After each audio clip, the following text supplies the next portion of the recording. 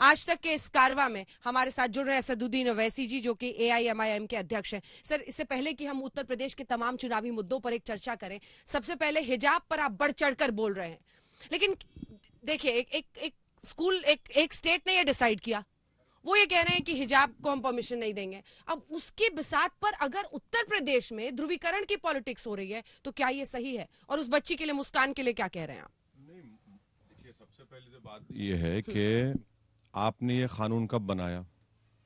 Notification आपने परसों जारी किया ना, 3 दिन। उसमें क्या कहा आपने कि equality, integrity and doesn't hinder with public order. मैं कर्नाटका गवर्नमेंट को ये कहना चाह रहा हूं कि वो जाकर पुट्टू स्वामी जजमेंट पढ़ लें। पुट्टू स्वामी जजमेंट सुप्रीम कोर्ट ने कहा गया कि चॉइस फंडामेंटल राइट है, आप किसी से ये नहीं कह सकते कि क्या पहनना, क्या खाना। दूसरा, हम कर्नाटक सरकार से कहते हैं, केरला हाई कोर्ट का एक जजमेंट है जिसमें केरला हाई कोर्ट ने कहा कि scarf is protected under article 25(1). तीसरा, हम ये कहेंगे कि ये आर्टिकल 14 का वायलेशन है, आर्टिकल 15 का वायलेशन है, आर्टिकल 19 का वायलेशन है। सुप्रीम कोर्ट के एक जजमेंट है नलसा वर्सेस यूनियन ऑफ इंडिया। ऐसे 3-4 जजमेंट्स हैं। ठीक है। अब मेरे को ये बताइए कि भाई, अगर कोई लड़की पहले से हिजाब पहन रही है, ये परसों नहीं पहना गया, अचानक आपको क्यों ख्याल आ गया भाई? और आप ये नोटिफिकेशन क्यों जारी करते? और सबसे अहम बात यह है कि नेशनल स्टैटिस्टिक्स ऑफिस का एक डेटा है जो मोदी सरकार ने दिया, जिसमें यह कहा गया कि 21.9 मुस्लिम गर्ल्स जो 3 और 25 साल के हैं, वो कभी एजुकेशन लिए ही नहीं। आपका नारा है बेटी पढ़ाओ बेटी बचाओ। ये एक बच्ची पढ़ रही है, कॉलेज में जाकर, स्कूल में पढ़ रही है, आप क्यों रोकना चाह रहे हैं उनको? रोकने का मकसद क्या है आपका? आप तो पढ़ाइए ना। हाँ, हिजाब पहन रहे, हिजाब और निकाब जो है वो कुरान में आयत में लिखा हुआ है, कुरान की आयत में है, वो तो फर्ज है हर एक महिला को। आप नहीं पहनते अलग बात है, मगर वो तो उसका जिक्र है। और उस लड़की मुस्कान ने जो मजाहरा किया बहादुरी का, मैं कहता हूँ बिल्कुल बहादुरी का मजाहरा। अब एक 25-30 लड़के भाग कर आ रहे हैं, एक हुजूम, और नारे लगा रहे हैं, डरा रहे हैं। लोग ये नहीं बता रहे कि उसको अंदर आने से रोका गया था। उस लड़की को, वो अपना असाइनमेंट सबमिट करना चाह रही थी, वो लड़की आई, तो उसमें इसको ध्रुवीकरण राजनीति क्यों बोलेंगे? नहीं, लेकिन अगर सरकार का ऑर्डर है ना सर, तो कोर्ट में चैलेंज कीजिए। चैलेंज हुआ है ना, तो वही कह रही हूँ, उसका इंतजार कीजिए। पॉलिटिक्स क्यों? क्या कहते हो वैसी साहब? कहते हैं अगर आज झुक गए तो हमेशा तुमको झुकाएंगे। क्यों? इसलिए कि उस लड़की ने जो बहादुरी दिखाई, चाहे वो अगर वो मुसलमान ना भी होती तो वैसी बोलता हुआ। तो मैंने अपनी तकरीर में, अब यही आप प्रॉब्लम है, मैंने उस तकरीर में कहा कि हर उस समाज को जिसको दबाया जा रहा है, कुचला जा रहा है, चाहे वो किसी मजहब का हो, दलित हो, कुछ हो, आपको अपनी लड़ाई लड़ना पड़ेगा। ये क्या बात है कि एक लड़की जा रही है और 25-30 का हुजूम उसको खामी नारे लगाएगा? ये कौन सा मिजाज है बताइए आप? ये क्या है? उसके खिलाफ एक्शन होना चाहिए, लेकिन आइडेंटिटी पॉलिटिक्स पे आप क्यों इतना थ्राइव करते हैं? आइडेंटिटी पॉलिटिक्स नहीं है। हिजाब का मुद्दा है तो ना ये मेरा कॉन्स्टिट्यूशनल, आपको पता है सर, पोलराइजेशन रोकने के लिए बाकी पार्टियां आज कोई बोल भी नहीं रहा मुस्लिम्स के लिए। अरे मत बोलिए ना, मत बोलिए, खामियाजा भुगतेंगे 10 तारीख को। कॉन्स्टिट्यूशन मोरालिटी का तकाजा ये है कि आप बोलें। आप डर क्यों रहे हैं? आप क्यों डर रहे हैं? कॉन्स्टिट्यूशनल मोरालिटी का तकाजा है, बोलिए ना। जब मैं आपको सुप्रीम कोर्ट के जजमेंट, अच्छा मैडम और एक बात सुनिए, आपको जानकर हैरत होगी, फीफा फुटबॉल वर्ल्ड कप जो कराता है, 2014 में उन्होंने कहा कि हिजाब पहन के फुटबॉल खेल सकते आप। इंटरनेशनल बास्केटबॉल फेडरेशन 2016-17 में कहा कि आप हिजाब पहन के बास्केटबॉल खेल सकते। कहां लेकर जा रहे हैं देश को ये लोग? हिजाब पहन के फुटबॉल वर्ल्ड कप खेल सकते हैं, हिजाब पहन के इंटरनेशनल बास्केटबॉल टूर्नामेंट्स में हिस्सा ले सकते हैं।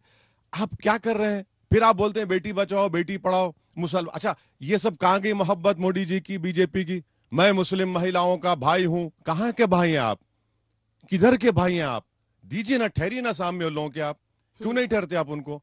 तो सब ढकोसलेबाज। अच्छा, आखिरी बात, बीजेपी की रैली में आपने भी दिखाया कि बुर्खा पहनकर बैठी हुई हैं पूरी महिलाएं। अरे भैया, फिर जब क्या कर रहे थे आप? मिठाई खा रहे थे, मुंह में लड्डू फूट रहे थे आपके। नड्डा जी को आरती उतार रहे हैं, वही बुर्खा निकाब, जब बहुत अच्छा है। अरे ये क्या है? हिपोक्रेसी है ये। क्यों डबल डबल चेहरे बनाते हैं? वो कह रहे हैं एजुकेशनल इंस्टीट्यूशंस में इससे एक ना खाई बनती है ना। देखिए आइडेंटिटी के आइडेंटिटी देखिए सर, महिला संगठन, आप मुझे बताइए सर, मास्क पहनने के आपकी सांसें फूलती हैं नहीं फूलती? मैं एक क्यों सिंपल सवाल नहीं फूलती? मैं आपसे नहीं फूलती, बिल्कुल नहीं। 24 घंटे पहन के रह सकते हैं बिल्कुल। आप जब भी घूमते हैं टहलते हैं आप पहनते हैं। आप नियम बनाइए ना, आप कोविड की फर्स्ट नियम बनेगा तब आप पहनेंगे ना। देखिए ना, और आप चाहते हैं कि महिलाएं हमेशा बुर्के में रहे सर। एक मिनट देखिए उस पर एक चर्चा क्यों ना हो? देखिए आपको ओपन टू डिस्कशन से पूछ रही हूँ आपसे। अच्छा आपको मालूम, ओपन टू डिस्कशन कि हम उस पर चर्चा करें। आपको मालूम, आप तो अपने आप को प्रोग्रेसिव नहीं बताते हैं। नहीं नहीं, मैं प्रोग्रेसिव नहीं हूँ। आपको मालूम तवक्कल कारमान कौन थी? यमन की एक लड़की थी जिसको नोबेल प्राइज मिला, हिजाब में है। अरे अब बताइए ना, नोबेल प्राइज देने वालों को एतराज नहीं है? और मास्क पहनने का मकसद ये है कि कोविड ना लगे, और निकाब पहनने का मकसद ये है कि कुरान में कहा गया कि औरत ये करे और मर्द अगर किसी गैर महरम औरत देखे नजरें झुका ले।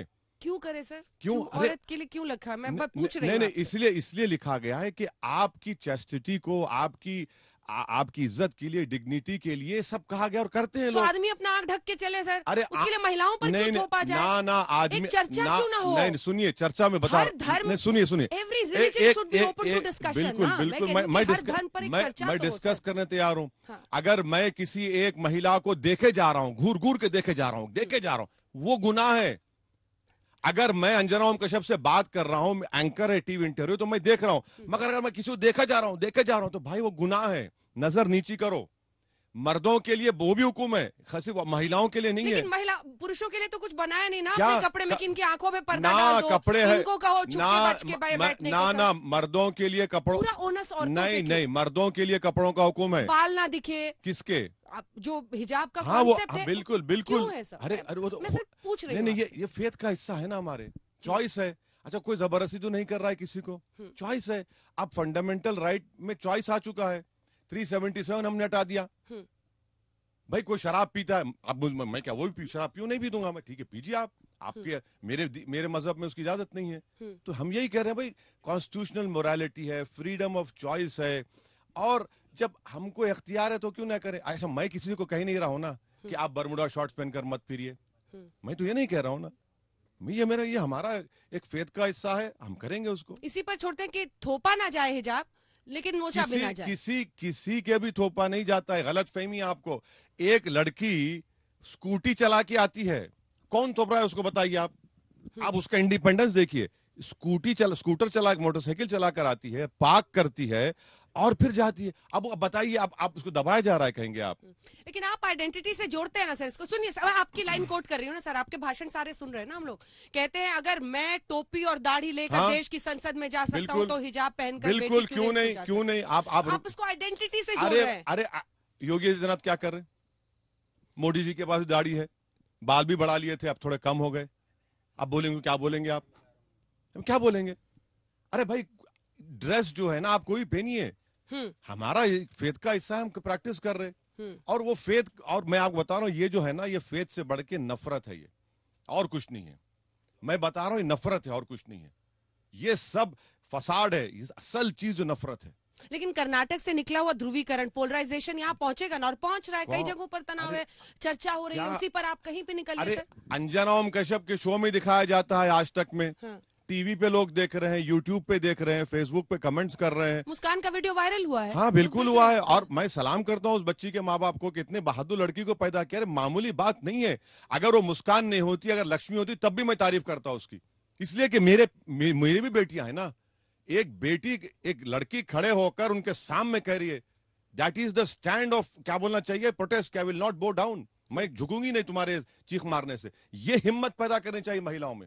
ये बड़ी आसान काम नहीं था मैडम। ये लेकिन एंड प्रोडक्ट क्या होता है सर? अल्लाहू अकबर वर्सेस जय श्री राम। अरे नहीं, देखिए आप, ये हो रहा है ना नहीं वो देखिए, अल्लाह अकबर उसने कहा तो उसमें बुरी बात क्या है? बुरी बात क्या है उसमें? नहीं, मैं कह रही हूँ कि जिस तरह का पोलराइजेशन इसके इर्द गिर्द बीजेपी कर रही है, अब बाकी लोग वहाँ क्या नारा लगा रहे थे, जय श्री राम। सोशल मीडिया पर इसको क्या हाइप किया जाएगा? बीजेपी ही सब कर रही है ना, ये बीजेपी सब कर रही है। मेरा इशू है सर कि यूपी में ये कंसोलिडेशन उनको हेल्प करेगा ना। अगर मुस्लिम्स का कंसोलिडेशन होगा, काउंटर कंसोलिडेशन नहीं होगा। मैडम आप बहुत ध्रुवीकरण होगा कि नहीं, मैं ये पूछ रही हूँ। मैडम बीजेपी इसको भुनाएगी सर। मैडम आप कई प्रोग्राम्स करते हैं वोट परसेंटेज के, मैं देख रहा हूँ। 14 में कौन सा ध्रुवीकरण हुआ था? 17 में कौन सा हुआ था, 19 में कौन सा हुआ था। अरे पूरा देश में 300 जीत गए बीजेपी। कैसे जीती? मेरी वजह से, हिजाब की वजह से, निकाब की वजह से। यही तो हम कह रहे हैं। कोई ना कोई इशू उठ जाता है ना सर, कभी शमशान कब्रिस्तान, कभी हिजाब, देखिए भगवा शॉल पहन के आ रहे हैं बच्चे प्रोटेस्ट में, तो दोनों तरफ से आपने सुलगा दिया। नहीं, सुनिए एक बात, सुनिए, अगर मेरी बेटी है, मैं घर से उसको हिजाब दे दूंगा, बोलूंगा निकाब पहनूंगा। ये शॉल कौन दे रहा है बेटों को, ये बच्चों को? आप सोचिए, शॉल कौन दे रहा है इनको? ये इतनी अचानक शॉल कहां से आ गई? आप अपने स्कूल में खड़े होकर झंडा लहरा देते हैं जहां पर तिरंगा लहराने की जगह है। कौन कर रहा है इनको ये? मैं यही तो पार्लियामेंट में कहा था कि भाई ये रेडिकलाइजेशन कैसे हो रहा है, देखिए इसको आप, वरना बीजेपी को नुकसान होगा पॉलिटिकली। आप एक बात याद रख लीजिए आज की इस गुफ्तगू में। आप नहीं, ध्रुवीकरण और आज नहीं मैडम, देखिए आज आप कुछ फायदा उठा लेंगे, मगर कल आपको नुकसान होगा पॉलिटिकली, बहुत बड़ा नुकसान होगा। देखिए क्या नुकसान होगा? देखिए, आप देखते जाइए, आप देखते जाइए। कौन खड़ा होगा सर? आज मैं वही तो मैं शुरू करी थी। कल भी मैं गई थी देवबंद में, कई लड़के मुझे मिले जिन्होंने कहा कि एक ओवैसी जी ने हिजाब पर बोला, किसी दूसरे ने मुंह नहीं खोला। क्यों नहीं बोलेंगे? पार्टी की तरफ क्यों से नहीं बयान आया है, लेकिन अरे कहे का बयान, आप ठहरिए ना साथ में। राहुल गांधी ने तो सपोर्ट किया है सर। छोड़िए कहाँ किधर, राहुल दो देश की बात करते हैं, एक दौलत की और एक गरीब। अरे दो देश तो मोहब्बत और नफरत की बुनियाद पर कायम हो रहे ना। जिस देश को हमारे बुजुर्गों ने आजाद किया, वो तो मोहब्बत बुनियाद थी उसकी आज भी उसकी बुनियादों में मोहब्बत है। अब नफरत की बुनियाद पर देश खड़ा किया जा रहा है। राहुल गांधी उस पर नहीं बोलेंगे? रायपुर में मेरी सरकार है मैडम, रायपुर में क्या क्या नहीं बका गया महिलाओं के बारे में, मुस्लिम महिला छोड़िए, महिलाओं के बारे में क्या क्या बका गया, बोलते नहीं है। क्या बोलेंगे? राहुल गांधी के मतलब अभिभाषण के जवाब में पीएम ने कहा कि अगर कांग्रेस ना होती तो इमरजेंसी ना होती, सिखों का नरसंहार ना होता। ये नैरेटिव जो बन रहा है, इस पर एक जल्दी से कमेंट आपसे। देखिए, प्रधानमंत्री जानते हैं कि उनको सबसे बड़ा खतरा रीजनल पार्टी से पॉलिटिकली, तो प्रधानमंत्री जो है इन्हीं को उठाते रहते हैं। अब ये इस्तेमाल शुदा कारतूस है, कितना प्रधानमंत्री बोलेंगे उसको? छोड़ दीजिए ना, प्रधानमंत्री को छोड़ना चाहिए। उनको पॉलिटिकली सूट करता है। अरे सूट नहीं करता है, वो जो जानते हैं कि रीजनल पार्टीज 2024 में इनके लिए एक फॉर्मिडेबल पॉलिटिकल अपोनेंट बनेंगे। तो प्रधानमंत्री नहीं चाहते, प्रधानमंत्री चाहते कि इन्हीं को बोला जाए, तो उनकी पॉलिटिकल स्ट्रेटेजी है वो। अब आते हैं उत्तर प्रदेश पर। योगी आदित्यनाथ, केशव प्रसाद मौर्य सब कहते हैं अब मथुरा की बारी है। कहते हैं सिर पर उनके लाल टोपी है समाजवादी पार्टी और जेब में जालीदार टोपी है। तो वो बहुत उनका जो नैरेटिव है बड़ा क्लियर है सर। वो चाह रहे हैं कि मतलब ध्रुवीकरण हो और हिंदू वोट उनको मिले। तो यही तो हम कह रहे हैं, 5 साल में कुछ किया ही नहीं ना, 4.5 साल में। एक्सप्रेसवे दिखाते सर, आप भी आए होंगे दिल्ली आगरा एक्सप्रेसवे। कौन सा एक्सप्रेसवे? दिल्ली आगरा एक्सप्रेसवे पे, दिल्ली मेरठ एक्सप्रेसवे आप आए? कहाँ, कितने खड्डे उसमें? दिल्ली मेरठ, अरे कितने खड्डे! आप चलिए लखनऊ से, आप चलिए इलाहाबाद प्रयाग चलिए, हम गाड़ी में सफर करते हैं ना। हाँ। हम देखें कौन सा विकास किया आपने, कहाँ का विकास किया, आपके पास कुछ दिखाने को है ही नहीं ना। अच्छा ये बताइए कि मुरादाबाद, देवबंद में आपने कैंडिडेट को उतारा था, मेयरबंदी को। आप भी ऐसी सीटें खोज के पहुंच रहे हैं जहां पर 30% से ज्यादा मुस्लिम। अरे खोज के क्या करेंगे भाई? हम पिछले 5 साल से काम कर रहे हैं, कैंडिडेट पर हमारे संगठन है, लड़ेंगे ना मैडम। हाँ। खोज के क्या करना है? अरे ऐसी सीटें आप खोज रहे हैं ना जहां पर लड़ने से फायदा हो। ना ऐसे कोई बात नहीं। हाँ? खोजने क्या, मुस्लिम बहुल ना जो जीतने के लिए लड़ते हैं ना चुनाव, तो लड़ेंगे, क्यों नहीं लड़ेंगे? कोई बुरी बात क्या है उसमें? और हिजाब का इशू भी आप हर जगह उठा रहे होंगे, कैसा रिस्पांस? क्योंकि ट्रिपल तलाक पे मुझे याद है सर आप बहुत ज्यादा बोलना नहीं चाहते थे, लेकिन हिजाब पर आप बढ़ चढ़ कर बोल रहे हैं। मुरादाबाद, इन जगहों पर जब आप बोल रहे हैं, क्या रिस्पांस है लोगों का? 3 मरतबा ट्रिपल तलाक का बिल पार्लियामेंट में लाया गया, हम ही बोल रहे थे ना, कौन बोल रहा दूसरा? ये देखिए, ये एक बच्ची की बहादुरी की तारीफ करना बुरी बात नहीं है। हम कह रहे हैं अगर वो बच्ची मुस्कान नहीं होती, लक्ष्मी होती, तो हम तारीफ करते उसकी। किसी लड़कों को इख्तियार नहीं है कि आप जाके घेरे किसी लड़की को। क्या तमाशा है वो ये तो आप गुंडागर्दी कर रहे हैं ना। किसी महिला के खिलाफ कैसा करेंगे आप? नहीं कर सकते साहब। अरे भाई, किसी की बेटी है वो, किसी की कुछ भी औलाद हो सकती है, आप कैसे घेर के नारे लगाएंगे उसको? तो गलती है, गलत है। कर्नाटक सरकार ने क्यों किया? आपको क्या समझ में, इसकी नीयत, इसके पीछे की क्या दिखाई दी? कर्नाटक सरकार, बीजेपी में बहुत बड़े इंटरनल डिविजन्स हो चुके हैं, बहुत बुरी तरह से, और उनको समझ में नहीं आ रहा कि अपने इंटरनल डिविजन्स को कैसा करना। खुद मुख्यमंत्री अपने ही विधानसभा के म्युनिसिपल इलेक्शंस हार चुके हैं, तो इसीलिए सब तमाशे कर रहे हैं। आपको लग रहा है कि वहां से यूपी को भी अफेक्ट करने की कोशिश है? नहीं, अब क्या देखिए, अब यूपी को इफेक्ट होता नहीं होता मुझे नहीं मालूम।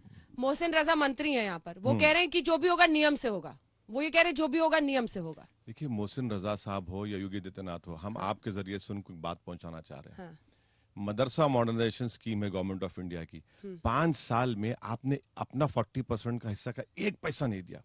हजारों टीचर्स उस मदरसा में पढ़ाते, हिंदी पंडित लोग हैं, ब्राह्मण लोग जो हिंदी पढ़ाते, उनको तनख्वाह नहीं दी गई। मैथ्स पढ़ाते हैं, साइंस, 5 साल से 1 पैसा ना इन्होंने दिया ना मोदी सरकार ने दिया, और दावे करते हैं मदरसा मॉडर्नाइजेशन स्कीम की। आप झूठ कह रहे हैं, मैं आपको सच्चाई से कह रहा हूं, 4.5 साल में 1 पैसा उन्होंने मदरसा मॉडर्नाइजेशन नहीं दिया है। ये कौन सी बात करते हैं मंत्री जी? स्कीम तो क्लियर है ना सर, वो देवबंद में एटीएस का सेंटर खोल रहे हैं ट्रेनिंग का। अरे वो कह रहे हैं देवबंद का तालिबान से रिश्ता है। नहीं, गलत है, गलत है। सीधा जो उम्मीदवार है कुंवर ब्रजेश सिंह, कल उन्होंने हमारे शो में कहा, सीधा कहा देवबंद का सीधा रिश्ता तालिबान से निकला अफगानिस्तान में, तो हमने एटीएस का यहाँ कमांडो ट्रेनिंग सेंटर बना। अगर वो थम्स अप है तो मैं कुछ नहीं कर सकता उनको। यही देवबंद के लोग थे जिन्होंने रेशमी रुमाल तहरीक शुरू की, माल्टा की जेल में सालों रहे। यही देवबंद के लोगों ने आजाद टू नेशन थ्योरी की रिजेक्ट किया उसको। तालिबान, देखिए देवबंद एक स्कूल ऑफ थॉट है, और पाकिस्तान में भी है, वो उनका अलग मामला है, मगर जितने देवबंद के स्कॉलर्स हैं वो भारत की जमीन से मोहब्बत करने वाले हैं। उनकी वफादारी पर शक करने वाला भारत का दुश्मन है, कह रहा हूं मैं। क्या मतलब है? आप तारीख जानते देवबंद की? नहीं जानते ना आप। कौन थे ये लोग जो रेशमी रुमाल तहरीक शुरू किए? कौन थे वो लोग जो जिना के पैगाम को ठुकराया? कौन थे ये लोग? आप जानते ही नहीं है। सर कि रेशमी रुमाल से मामला हिजाब तक आ चुका है। रेशमी रुमाल आंदोलन अपनी जगह पर ना वो जो रेशमी रुमाल शुरू किए उन्होंने ही दीन को अपनाया था। हिजाब, निकाब, दाढ़ी, सुन्नत, कुरान सब मानते थे। वो असदुद्दीन ओवैसी, उनके पैरों की धूल भी नहीं है उन लोगों की। वो आप कह रहे हैं उसको कि अफगानिस्तान तालिबान। अरे भैया, कौन सा अफगानिस्तान तालिबान से इनका रिश्ता है? झूठ कह रहे हैं। देवबंद के होंगे, मगर इस देवबंद जो भारत के है, क्या है उनका ताल्लुक है? ATS centre, commando training centre खोल रहे हैं। अरे खोलिए ना, खोलिए ना। हम तो ये कह रहे हैं कि मैं तो पार्लियामेंट में कहा हूं कि इंटरनल सिक्योरिटी डिपार्टमेंट जो एमएचए का है, उसमें हर रिलीजन का एक एंटी रेडिकलाइज सेंटर खोलिए। आप क्यों नहीं खोल रहे? आप कहाँ खोले? मिनिस्ट्री होम अफेयर्स में इंटरनल सिक्योरिटी डिपार्टमेंट है, उसमें आप हर रिलीजन के लिए डी रेडिकलाइजेशन सेंटर खोलिए। क्यों नहीं खोलते आप? 1 दिसंबर 2015 को मैंने कहा था, आज भी कह रहा हूं, खोलिए ना आप। हर रिलीजन में रेडिकलाइजेशन हो तो देखिए, कंट्रोल करिए आप। वो तो हिजाब को भी रेडिकलाइजेशन का एक्सटेंशन मांगते हैं ना सर। गलत है उनकी थ्योरी तो सही, बिल्कुल गलत है, क्लियर है उनकी, बिल्कुल गलत है। इसका मतलब हर दाढ़ी वाला रेडिकलाइज है, हर टोपी पहनने वाला रेडिकलाइज है। वो तो स्कूल इंस्टीट्यूशंस में लगा रहे। आप सोचिए 3 दिन से स्कूल कॉलेज बंद कर दिया। आप बंद कर, लेकिन पीछे हटने को तैयार नहीं। आप बंद कर दिए, मगर ये बात बिल्कुल झूठ है कि हिजाब पहनने वाली लड़की रेडिकलाइज हो। कैसे रेडिकलाइज होगी? कैसे रेडिकलाइज? तो पढ़ रही है जाकर। आपको पिछला चुनाव याद है सर उत्तर प्रदेश का? ऐसे मंत्री नेता थे बाल्यान से लेकर राणा तक, जो ये कह रहे थे कि बुर्का पहनकर लोग आ रहे थे और प्रॉक्सी वोट कर रहे थे। अब ये वो तो एक लाइन पे चल रहे हैं। देखिए, हम आपको बुर्खे के कई फोटो दिखा देंगे जिनके चेहरे बाद में मालूम हुआ कि बीजेपी के हैं। वो सोशल मीडिया पे दिखा देंगे आपको। क्या करेंगे वो? तो वो उसको क्या करेंगे आप? भाई, आपको अगर आप वुमेन एम्पावरमेंट की बात कर रहे हैं तो एम्पावरमेंट आप तय करेंगे कि मैं कपड़े कैसे पहनूं? ये क्या बात है? आप स्कूल खोलते, आप मदरसों को पैसे देते, उन मदरसों में आपने बच्चियां पढ़ती हैं। हम पार्लियामेंट में उठाए, मुख्तार अब्बास नकवी ने एश्योरेंस दिया, झूठ कहा, पार्लियामेंट को मिसलीड किया उन्होंने, अब तक पैसे नहीं गए उन मदरसों को। अच्छा, स्कूल्स इंस्टीट्यूशंस में रिलीजियस आइडेंटिटी का एस्टैब्लिश होना क्या जरूरी है? मैं आपसे एक ओपन सवाल पूछ रही हूं। पहले मेरा सवाल समझ। मैं ये नहीं कह रहा, जैसे आप कल भाषण में कह रहे थे कि आज शाम में टीवी वाले शुरू हो जाएंगे कि घूंघट नहीं है तो अब बुर्का क्यों पहन के घूमते हो, दबा रहे हैं महिलाओं को, इनको प्यार हो रहा है। बट मैं आपसे पूछ रही हूँ, आप तो नहीं कहना? नहीं कहना। देखिए भाई, देखिए हमारी बात, सवाल सर, मैं कह रही हूँ कि क्या रिलीजियस आइडेंटिटी की जरूरत है स्कूल में? ये मेरी क्या स्कूल में जरूरत है? क्या संविधान खत्म हो जाता स्कूल में? क्या संविधान नहीं खत्म होता? नहीं, आपको आजादी है। हाँ, बिल्कुल वही हम कह रहे हैं। अगर ये प्रधानमंत्री कहते हैं कि देश एक जीवित आत्मा है, तो संविधान भी एक जीवित आत्मा है। फिर संविधान मुर्दा नहीं है, किताब नहीं है। अगर कोई लड़का लड़की स्कूल के गेट्स में आता है तो तब भी संविधान साथ रहता है उसके। सिविक्स में पढ़ाया जाता है, इट्स अ लिविंग डॉक्यूमेंट। हाँ, फिर अब प्रधानमंत्री को कोई बताए बात, वो मगर अगर मैं जा रहा हूं स्कूल में, मेरी लड़की जा रही है, मेरा बेटा है, तो क्या संविधान खत्म हो जाता उनके लिए? नहीं खत्म होता ना। It doesn't. Constitution is always there to protect them, to protect their rights. वो हरेगा वो। तो आपको लग रहा है कि अब ये कोर्ट से इसका निपटारा हो जाएगा? अब देखिए, कोर्ट हियरिंग कर रहा है। हाँ। और जो पिटिशनर के वकील है, उन्होंने कहा कि मैं ब्राह्मण हूं, मेरा बेटा स्कूल को जाता है वो जो माथे पे तिलक लगाकर। वो कह रहे हैं, मैं तारीफ करता हूं, सलाम करता हूं वकील साहब को। उन्होंने कोर्ट को बताया, जज को, कि सर ये क्या है। आप देखिए मैडम, ये जो है ना एक मल्टी कल्चरल कंट्री है ये, और हमेशा रहेगा। इस देश की खूबसूरती है कि इसमें, इस देश में लाखों हजारों कल्चर्स हैं, रिलीजन्स हैं। इसको हम मानते ही नहीं है। अगर आप इसको एक ही तरह से करना चाहेंगे, नहीं होगा, वो नहीं कर सकते उसको आप। वैसे जी, वैसे तो प्लान था कि पूरा मुरादाबाद शहर आपके साथ घूमते और बस पे दिखाते। बारिश लेकिन इतनी ज्यादा हो गई, लेकिन मुझे पता था सर, देवबंद मुरादाबाद यहीं कहीं मुझे वैसे। नहीं, बारिश भी हमारी वजह से हुई। अब आप बोल दीजिए, आप यही मिलेंगे। अरे हमने शायद हम रात में ज्यादा दुआ कर दी है, अंजानोम कश्यप के साथ बस में ना फिरे तो बारिश हो गया। बोल दीजिए आप। मुझे बताइए, कहाँ कहाँ घूम रहे हैं आप उत्तर प्रदेश में? कैसी सीटों पर आपका टारगेट है? या 100 में से? और एक और खबर आई है, मैं चाहती हूँ आप इसकी पुष्टि करें। हम लोग देवबंद में शो कर रहे थे, जो उमर मदनी है, जो महमूद मदनी के भतीजे हैं, पता चला कि वो शायद मामला उनका खिसक गया है। वो कह रहे हैं कि अब नहीं चुनाव लड़ेंगे AIM से। ऐसा कुछ है क्या? नहीं, कोई बात नहीं, कोई बात नहीं। लड़ रहे हैं चुनाव, अच्छी तरह से लड़ रहे हैं। हम मुश्किल हो रहा है क्या आपको? नहीं, हम जा रहे हैं वहाँ पे, कल या परसों जाएंगे हम वहाँ पर, देवबंद में। हाँ, देवबंद जा रहे हैं। कैंडिडेट खोजने मुश्किल तो नहीं हो रही? नहीं, बिल्कुल नहीं। मुख्तार अंसारी टाइप लोगों को भी आप टिकट ऑफर कर ही देते हैं। अरे नहीं, कहाँ है बताइए, चलिए बताइए कहाँ है, एक नाम बताइए। चलिए, हमने खबर सुनी कि मुख्तार अंसारी को आपने ऑफर ना किया है। नहीं दिया, कहाँ दिया? वो तो उनके भाई तो सपा में चले गए, उनके दूसरे बड़े भाई BSP के MP हैं। अरे हमारे से क्यों जुड़ा जाता है? हम तो, वो तो अलग पार्टी में है, उनका अलग, उनका एक इंडिपेंडेंट स्टैंड है। कुछ नहीं है सर। आपराधिक छवि वाले किसी को नहीं देंगे, हम नोट कर लें इस बात। नहीं, ऑन रिकॉर्ड बोल रहे हैं। नहीं, सुनिए, हम पे भी क्रिमिनल केस है। क्या करेंगे आप?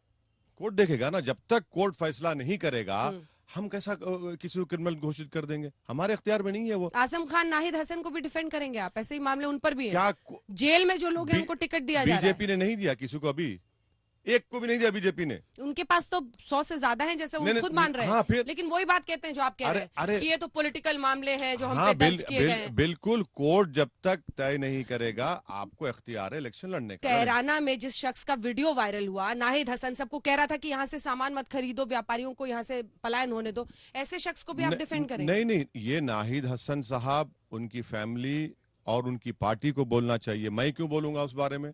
उनकी पार्टी बोले ना।